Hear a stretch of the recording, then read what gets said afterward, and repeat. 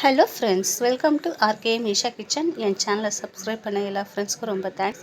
நீங்கள் நம்ம காலிஃப்ளவர் மசாலா பார்க்கலாம்.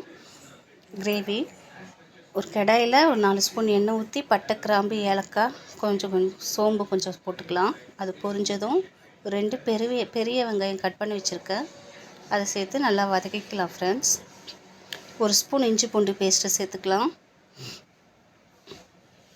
நல்லா வதங்கட்டும். இது சப்பாத்தி, பூரி, கீ ரைஸு, புலாவ் எல்லாத்துக்குமே சூப்பராக இருக்கும் இந்த கிரேவி. கொஞ்சம் கருவேப்பிலை, ஒரு பச்சை மிளகாய் கட் பண்ணி போட்டிருக்கேன். ஒரு 3 தக்காளி போட்டிருக்கேன். அதுவும் சேர்த்து நல்லா வதக்கிக்கலாம். காலிஃப்ளவரை சுட தண்ணியில் ஒரு 10 நிமிஷம் போட்டு வச்சுருந்துருக்கேன். ஃப்ரெண்ட்ஸ், உப்பு மஞ்சத்தூள்லாம் போட்டு அதை ஃபில்டர் பண்ணி வச்சுருக்கேன். ரெட் சில்லி ஒரு 1/2 ஸ்பூனு, கரம் மசாலா 1/4 ஸ்பூன், மஞ்சத்தூள் 1/4 ஸ்பூனு, தனியாத்தூள் ஒரு 1/2 ஸ்பூன், ஒரு தேவையான அளவு உப்பு, இது எல்லாமே சேர்த்து போட்டு நல்லா வதக்கிக்கலாம். நல்லா வதங்கினதும் அந்த வடிகட்டி வச்சுருக்க காலிஃப்ளவரை எடுத்து போட்டு மிக்ஸ் பண்ணிக்கலாம்.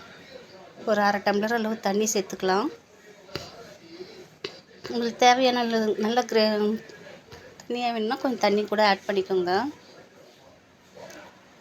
ஒரு 2 பத்தளவு தேங்காய், ஒரு 10 முந்திரி சேர்த்து அரைச்சி வச்சுருக்கேன் விழுதா.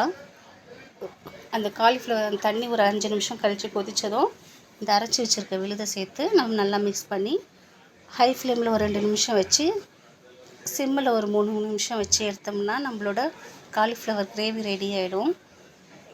புதினா கொத்தமல்லி கொஞ்சம் சேர்த்துக்கோங்க. புதினா ஃப்ளேவர் சேர்க்கும்போது சூப்பராக இருக்கும், ஹோட்டல்ஸில் கிடைக்கிற மாதிரி. என் சேனல் பிடிச்சிருந்தா லைக் பண்ணுங்கள்.